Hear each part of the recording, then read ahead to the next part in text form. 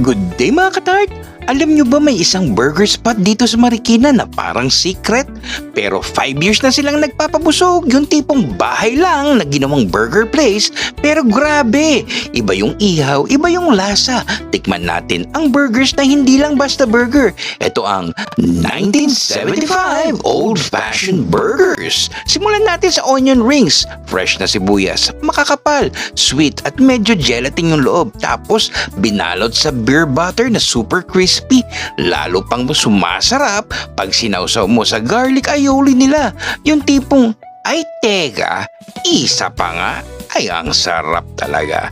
Ang classic Aloha barbecue burger, juicy, beef patty, grilled pineapple, may pulled pork barbecue pa. Imagine mo yung tamis ng pineapple tapos sumasabay yung alat at smoky ng beef. Boom! Sarap! Ang classic CBM or cheese bacon mushroom. May bacon, may cheese sauce, may mozzarella pa na humahaba habang kinakagat mo. Yung tipong parang slow mo sa bawat kagat ay panalo. Dagdag ka lang ng 69 pesos para may cheesy bacon fries at soda ka na. Tipid, pero todo ang saya. Kaya kung naghahanap kayo ng burger na sulit, busog at chill na vibe, tara na sa 1975 Old Fashioned Burgers dahil dito, yummy!